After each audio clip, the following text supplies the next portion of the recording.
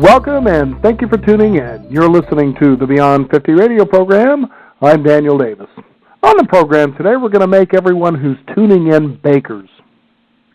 That's right, bakers. Baking bread, pizza dough, flatbreads, pita breads, you name it. Joining us here on the Beyond 50 radio program today is author of the book Josey Baker Breads. He spent many countless hours of hard work rolling up his sleeves and found a passion right at his fingertips that he found he would be able to share with anyone who's ever had the desire, the inspiration, or the wherewithal to even attempt to bake their first loaf of bread, much less even artisan bread, hanging from their rafters in their own kitchens.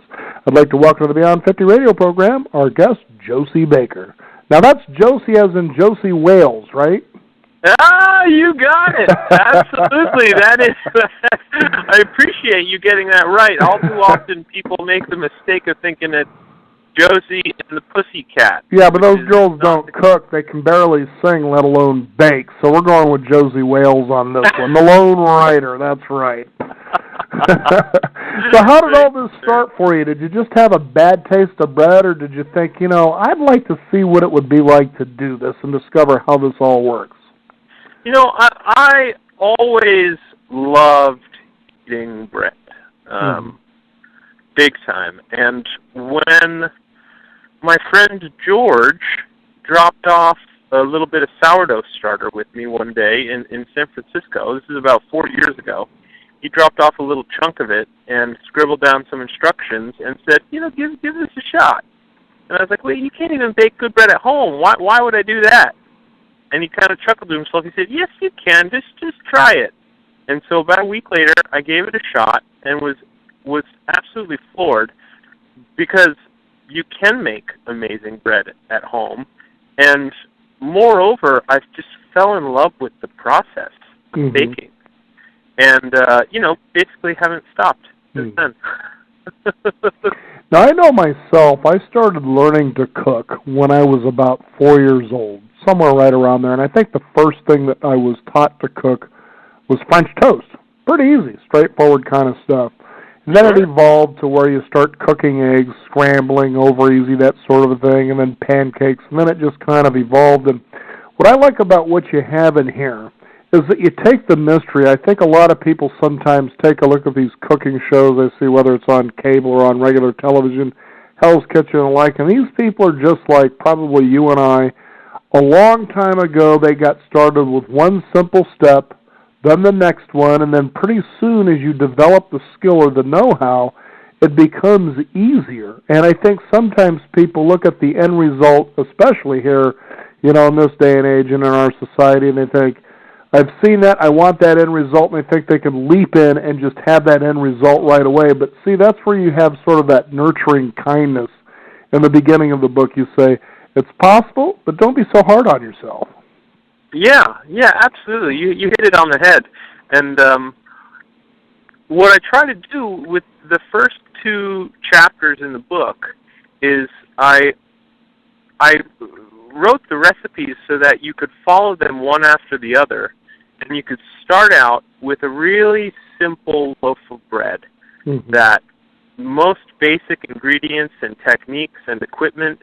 And I wrote it that way so that, because most people, you're right, they either haven't baked any bread because they're intimidated by it, or they baked, one or two loaves and it didn't turn out well and they just gave up because they think that they don't got what it takes. But I assure you, everybody has what it takes.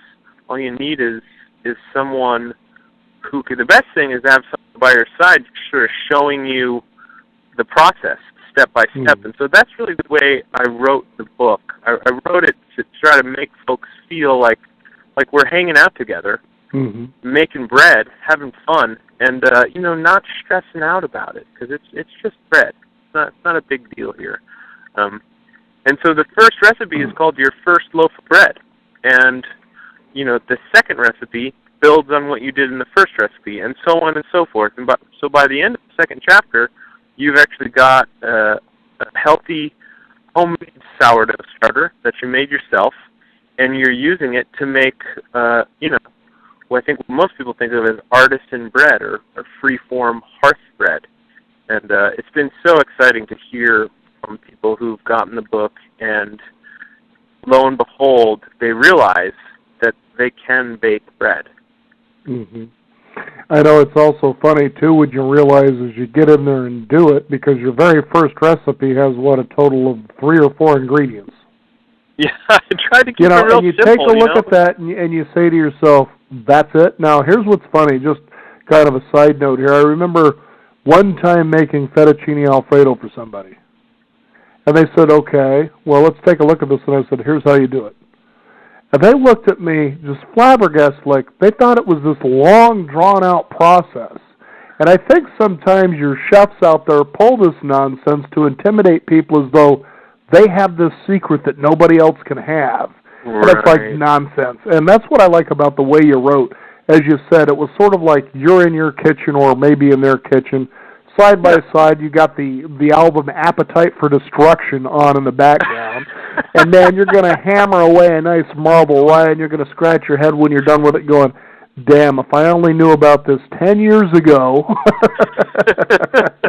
But I was too intimidated because of that idiot chef that I've seen on PBS. Yeah, I tried to take a lot of the intimidation and the mystery out and really just ease people into it, because what happened to me, it can happen to anybody.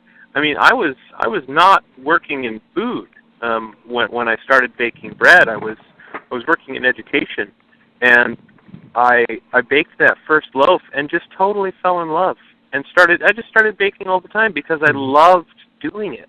And 6 months later, I quit my day job, and 6 months after that, I started working on this book and started working on a bakery, and now I got a book and a bakery and a lot of bread. Now, here's something to consider, though, especially this day and age, and having worked in restaurants from time to time over the last, say, 7 years, and that is that you have a lot of people now with this gluten intolerant nonsense. Tell us about that. Yes, it's true. It is it's pretty popular right now, and/or / prevalent. People are finding that if they cut gluten out of their diet, it makes them feel better. How much of this, is true and scientific, and how much of it is psychosomatic and fad, time will tell.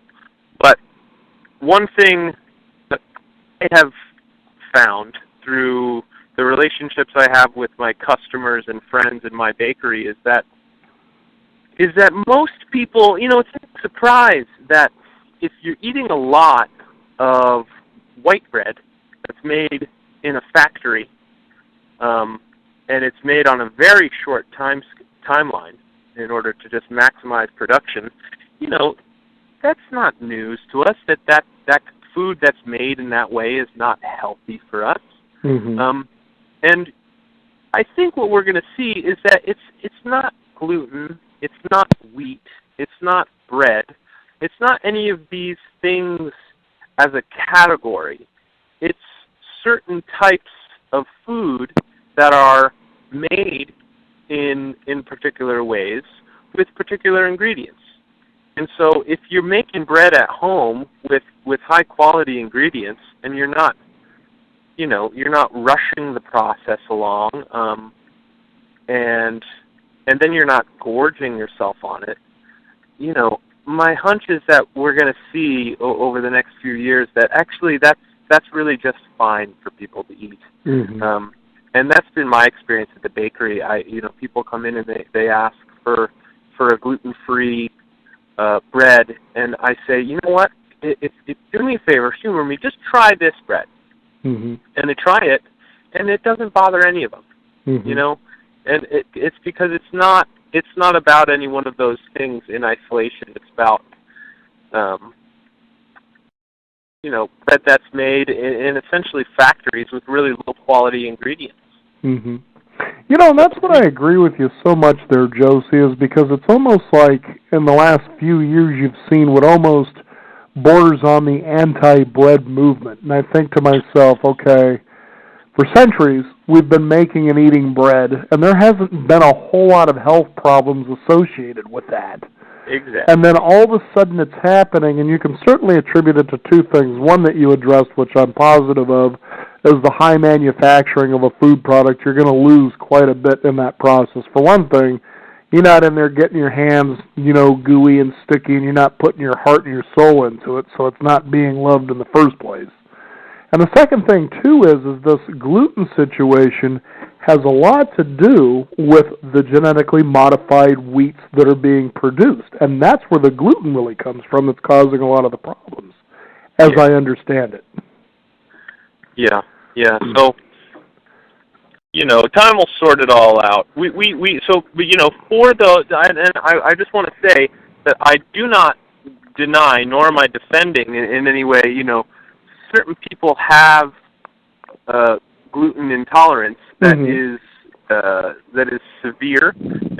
People with celiacs, that's not to be messed with, and that's not what I'm talking about. Right. No. There's no doubt we're not trying to point fingers or anything. Yeah. Let's clear the air that perhaps you're listening to this and you're saying, well, I've been running around, gluten intolerant, and I've been asking for gluten-free this, and I feel better, but where did that belief really start from? Did it start because you were really having problems, or you just figured, well, you heard it was a better way to go? That's the kind of things I'm talking about. Being on this side of the mirror, the media mirror, so to speak, you realize where a lot of this stuff starts, and you're thinking, what evidence do you have that that's true if it doesn't have an outcome that you're hearing about? Right. So, anyway, so that's kind of how I'm trying to clear the air, so people will say, man, I got to get this book. Well, I've got good news actually for those out there who are dead set on being gluten free. There is actually a gluten free bread in the book, and it's called Adventure Bread, and it's quickly becoming one of our best selling breads at the bakery. And it's actually largely purchased not even by people who are gluten free. It's purchased by people who just think it's delicious. And so that was a prerequisite for me. I said, I can't include a bread in the book that I can't stand behind from like an eater's perspective. And so, did some work on some recipes and came up with this recipe that I'm really happy with. And it sounds like a lot of other people are too. So. So now your book is laid out, as we had touched in the beginning of the program, is that first of all it shows the ingredients that you'll need, and then the tools that you need listed right next to it so that those things are available. All very simple stuff as anyone will look at this. And like you said, it is simple. It's your thinking about its simplicity or its complexity that's going to probably cause you a little bit of obstacles. Is that usually how it works? Yeah.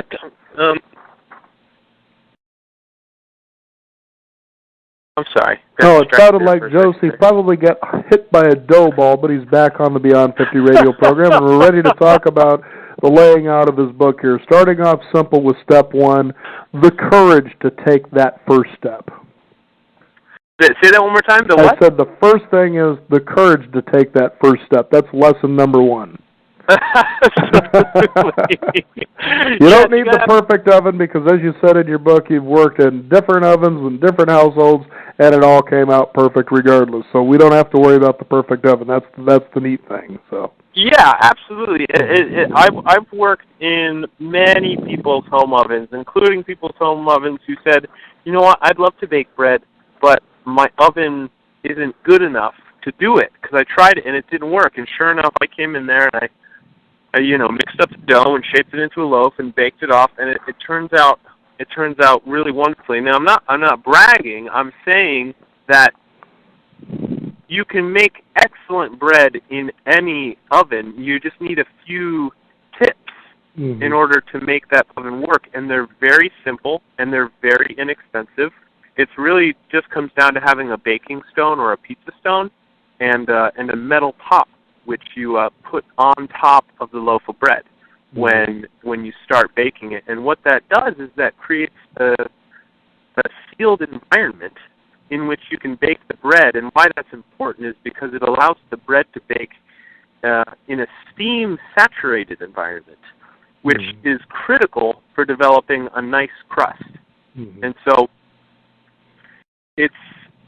once you know that and you preheat it and you use that method, whatever bread you're already making, or if you're just starting out, it's gonna bump it up a few notches in the quality scale, and you can impress your friends or your wife or your husband or your children or whoever. They'll say, "What bakery did you get this from?" And you say, "My bakery, my own kitchen." So I'm sure many times you've actually helped a lot in the planning and the execution of many, many catered events with friends of yours, haven't you? Yeah, for sure. That's always nice. Now tell us about stage 2. First we get past the curd stage to say, okay, here's the base of, basically call it the science of creating bread, and then what's stage 2 as far as your book is concerned? Well, so after you've started? Yes. Because, see, the first stage you show that you bake your simple loaf of bread. It has about 4 ingredients, so people get really the feel of how bread is made and baked. Sure. And then you start getting into your next, and that's what I like about this. You don't start swimming on the deep end of the pool. You actually kind of wade into it a little bit. Then you learn how to float and move the arms a little bit and breathe right without panicking. That's the thing. Your bread's very much the same way. And now we're in stage 2 where we're ready to kind of float on the water and maybe do a few arm strokes here. Yeah, you got it. So stage 2. So stage 1, it's true. It's bare bones. As far as ingredients and equipment, it's one type of flour, bread flour, and you mix it together with your salt, your yeast, and your water, and you mix it up, and you leave it alone, and then you shape it into a loaf. Now, with the second recipe, I introduce another type of flour, whole wheat flour, and you use this whole wheat flour with your yeast, but you use much less yeast than in the first recipe. And what you do is you actually mix it together. You mix together just the flour, water, just the whole wheat flour, water, and yeast, and then you leave that alone overnight. And then you mix in the bread flour, a little more water, and sea salt. And then you proceed as you did in the first recipe. And so what you're doing with that whole wheat flour and a little bit of yeast is you're making something called a pre-ferment, which is basically just, it's like a little baby version of your bread dough. And by letting it sit overnight like that, you're allowing some really nice flavors to develop. So you're breaking the dough mixing up into stages. And it's so easy because you don't, what's the only thing that's hard about it is you have to be patient. And you have to leave it alone because you can't rush it. You just can't rush bread making. There's no way around it. And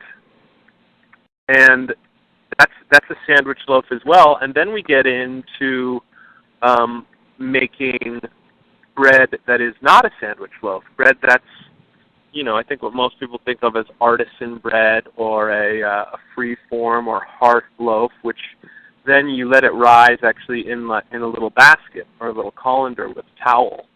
And that's one of my favorite kinds of bread. People always ask me what my favorite bread is. I say it's like trying to pick your favorite child, Love them all for different reasons. Even if one of them is in prison. I'm just kidding. Yeah, even if one of them's really finicky and kind of a pain in the butt, you still love it. Yeah. I was that child for a little while. And then you got into baking. Dave of Dave's Killer Bread did the very same thing, so. Yeah, I've heard that. Yeah. No, actually, I know Dave, so. Oh, wow. Yeah, so. How's he doing? Well, things really haven't been so good. He, and this was by the newspapers, and this was actually more than a year ago, kind of slipped back into the situation that he got himself out of. Especially during the time, and not to, add a little downer, because we're actually talking about your book here, but so there's kind of a waning on the fence of whether or not this big Eastern company is actually going to buy Dave's Killer Bread, and it would be a shame because his bread is fantastic. So, and it's definitely a food group in and of itself, and I was seeing as I was looking through your book, that is exactly what people will begin to produce here is literally a food group. And what was interesting to note, and I didn't know this, And someone who does cook, but I've never actually baked a loaf of bread before outside of the frozen loaf you can buy, at the store. But that there is a lot of protein in bread, isn't there? Yeah. I mean, gluten is actually protein. Right. Yep. Yeah, and especially, I'm a fan of bread with some whole grains in it, or all whole grains in it. Mm-hmm. And, it's actually, it's perfectly possible to make a loaf of whole grain that's actually just 100% whole wheat flour. Your bread is most likely going to be a little bit on the denser side, but there's nothing wrong with bread that's a little bit denser. You slice it thinly, and the flavors are really remarkable, and it's better for you, and Yeah, a good slice or a good loaf of bread is fantastic when you don't want to add anything else to it. Yep. When you can just rip right into it and eat it plain. Yep. Now, tell us about stage 3. How is that where you work into more complexities as you were building from the basic stage to the third stage? Yeah, I mean the first recipe, or the first chapter is a series of graduated recipes, and it's all with commercial yeast, so yeast that you buy in a store. Mm-hmm. So in the first recipe, you just mix it in with flour, water, salt, and you mix it up. In the second recipe, you do what I just talked about with that pre-ferment, and then the third recipe is you're experimenting with different techniques. Mm-hmm. But then in chapter 2, and then you can actually, if that's as far as you get, you're actually in a really versatile place, because you can take that bread dough and the methods that you've learned shaping, and you can make a bunch of different types of bread just by folding in different ingredients like seeds or walnuts or cinnamon raisin or whatever your heart desires. Mm-hmm. But if you want to keep going on your bread venture, you can try it sourdough bread. And by sourdough bread, I don't mean sour tasting bread. I mean bread that's made with a sourdough culture or a sourdough starter, which is just a mixture of flour and water and wild yeast and bacteria, which you cultivate with your starter. And the way you cultivate them is just by mixing flour and water together. And, it's really as simple as that. And every day or two, you throw out most of your starter and you mix in some more flour and water and stir it up. And what you're doing is you're fostering this culture, this little mini ecosystem of really really beneficial yeast and bacteria that you can then use to make a really delicious loaf of bread. Mm-hmm. And it's the same processes that you've been doing in that first chapter. You mix a pre-ferment, and this time it's with your sourdough starter instead of with commercial yeast. You let it sit overnight, and you mix in the rest of your flour, water, and salt, and you knead it up, and you let it rise a little bit, and then you shape it into a loaf, and you let it rise again, and then you bake it. Now, I know that one of the things I wanted to bring up, because I know this is really important for people who are pizza fanatics, a great pizza starts with a great pizza crust, bar none. Yeah, and it never ceases to amaze me how you'll sometimes see reviews of a pizza parlor, and, Portland, Oregon, where I'm broadcasting from, has a glutton of them. And, they'll give a place 4 stars, and I'll run down there, and I'll hammer into that and think, so why did this place get 4 stars? This bread is so much like cardboard. I don't know who's rating these things. Maybe, 5 or 6 pints of Terminator Ale before they bit into their first slice, but maybe I ought to do this sober. But first I've got to ask you, who is this pizza hacker person? That was such a funny term. Well, you didn't name names. I am curious, though, about what pizza you're talking about. I was actually just up in Portland a couple months ago doing a couple book events. I had a really great time, by the way. It's a phenomenal city you got there. But the pizza hacker is this really, really talented, dedicated, perhaps even obsessive guy named Jeff, who started making pizza, I don't know, probably 8-10 years ago. And he baked pizza crazy. Never seen anything like it. He grill. and he made these concrete castings that fit a barbecue grill, and then he would burn wood and be able to get this little wood-fired oven up to 1,000 degrees. Wow! And he would just set up on the street in San Francisco, and he'd bring his dough with a little cooler bag and all his ingredients. He'd make his own pizza sauce, and he would just make. I had the pizza, and it was like a revelation. It was the best pizza I'd ever eaten, and I immediately said, I have to work for you. You can't get rid of me. I started hanging out with him a bunch, and he was really, really helpful at that point. Because it was pizza and bread are similar, but it was also the fact that we were both really trying to cut our teeth in this passion that we had, and trying to turn it into more than just a hobby. So that's very helpful to communicate with about that kind of stuff. But he showed me this method for baking pizza at home, which is the best method I've ever found. Not to say there aren't better ones out there, but if you know of them, please let me know. But it's with a skillet. And so you get a big skillet, and you get it rip-roaring on the stovetop. Now, preferably a cast iron skillet, right?